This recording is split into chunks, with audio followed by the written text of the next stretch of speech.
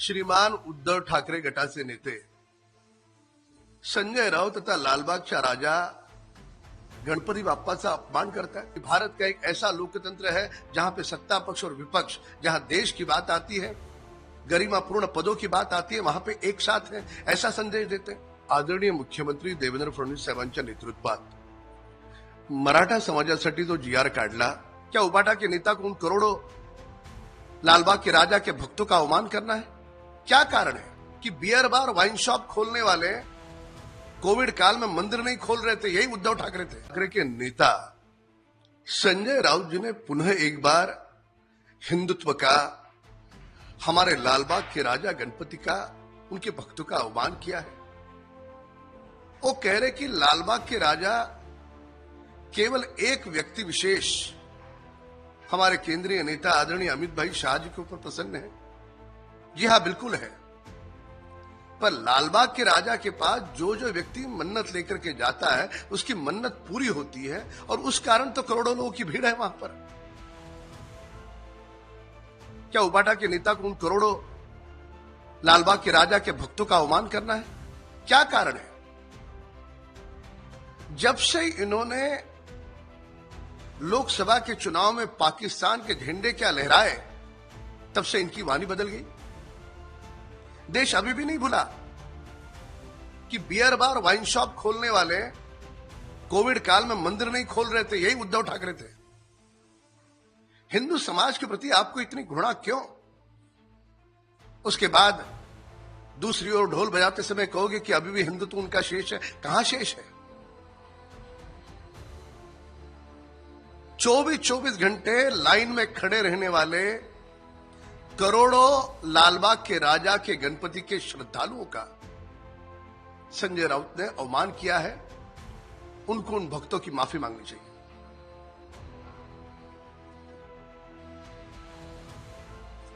श्रीमान उद्धव ठाकरे गटाचे नेते संजय राऊत तथा लालबागच्या राजा गणपती बाप्पाचा अपमान करताय।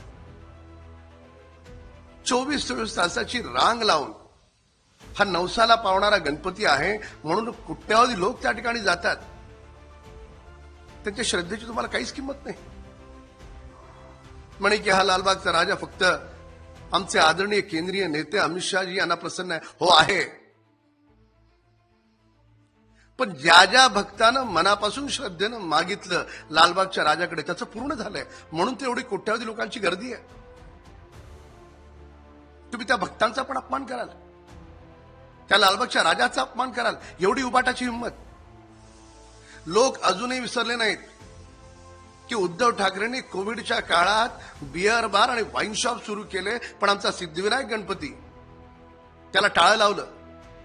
कोल्हापूरची आमची अंबाबाई, तिला टाळं लावलं मंदिराला। तुम्हाला एवढी हिंदुत्वाची घृणा काय? लोकसभेच्या निवडणुकीत तुमचे उमेदवार निवडून आले तेव्हापासून तुम्ही पाकिस्तानचे झेंडे नाचवता, त्याच्यामुळे तुम्हाला हिंदुत्वाची एवढी घृणा? श्रीमान संजय राऊत यांनी लालबागच्या राजाचं दर्शन घेणाऱ्या, त्या लालबागच्या राजाची श्रद्धा ज्या कोट्यावधी लोकांना आहे, त्या सगळ्या तमाम मराठी बांधवांसहित सगळ्यांचाच अपमान केलाय। त्याला हात जोडून माफी मागितली पाहिजे। मां भारती के इस मुल्क में उपराष्ट्रपति पद का चुनाव है। अपेक्षा यह होती है कि कोई भी चुनाव जिसके पास आंकड़े हैं वह चुनाव जीतता है। विपक्ष के पास कोई आंकड़े नहीं है, वो भली बात ही जानते हैं, पर कम से कम उपराष्ट्रपति पद है, उसकी अपनी एक गरिमा है, गौरव है। ऐसे पद के लिए वो अपनी हार मान लेते हैं तो पूरे विश्व में एक अच्छा संदेश जाता कि भारत का एक ऐसा लोकतंत्र है जहां पे सत्ता पक्ष और विपक्ष, जहां देश की बात आती है, गरिमापूर्ण पदों की बात आती है, वहां पे एक साथ है, ऐसा संदेश देते हैं। पर वे ऐसा संदेश इस कारण नहीं दे रहे क्योंकि बार बार हमारे दुश्मन मुल्क पाकिस्तान हो, चाइना हो, उनके प्रवक्ता के रूप में राहुल गांधी पेश आते। क्या यही कारण है? उनके पास आंकड़े नहीं होने के बावजूद भी उन्होंने जानबूझकर के उम्मीदवार खड़ा किया। समूचा देश जानता है आदरणीय सीपी राधाकृष्णन जी अच्छे वोटों से चुन करके आएंगे। पर दूसरी ओर देश यह भी जानता है कि विपक्ष ने वो मौका खो दिया कि भारत का लोकतंत्र सत्ता पक्ष और विपक्ष गरिमा पूर्ण पदों के लिए एक साथ है, यह संदेश देने का मौका विपक्ष ने खो दिया।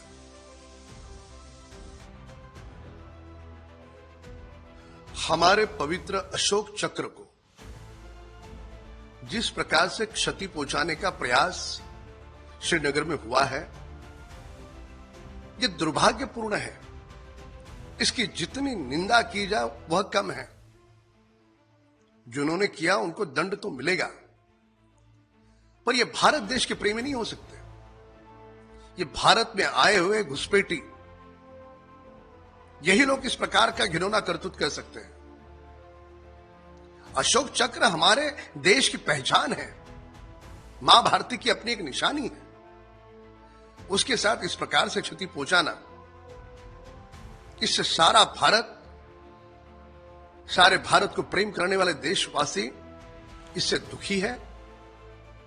जिन्होंने भी एक घिनौना दुष्कृत्य किया है उन्हें कड़ी से कड़ी सजा हो। मराठा समाज के लिए जो जीआर आदरणीय मुख्यमंत्री देवेंद्र फडणवीस सरकार ने निकाला है, वह किसी भी जाति विशेष या ओबीसी कोई भी जाति उनके आरक्षण को 1% भी क्षति नहीं पहुंचाता। उनका आरक्षण पूरी तरह से स्वतंत्र है। अब इस जीआर का गहराई से अध्ययन करने के बाद यह बात सामने आएगी। इसके लिए पूरे महाराष्ट्र में इस जीआर का स्वागत हुआ है। अब कुछ लोगों के मन में संदेह होगा तो आने वाले समय में जरूर वो दूर होगा।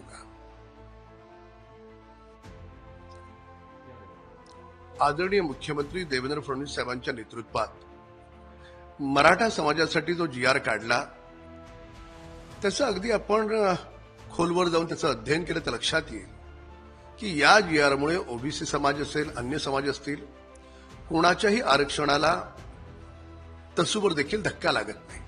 त्यांचं आरक्षण पूर्णपणे अबाधित आहे। आता विषय असा आहे की या जीआरचा जर खोलवर अभ्यास केला, अध्ययन केलं, तर येणाऱ्या कालावधीमध्ये काही काळात ज्यांच्या कोणाच्या मनात शंका आहेत त्या शंका दूर होतील। मग आमचे नेते माननीय मंत्री महोदय छगन भुजबळ साहेब असतील, अन्य कोणी नेते असतील, त्यांच्याही शंका निश्चितपणे दूर होतील। ओबीसी समाजाच्या आरक्षणाला कणभर देखील या जीआरमुळे धक्का लागत नाही।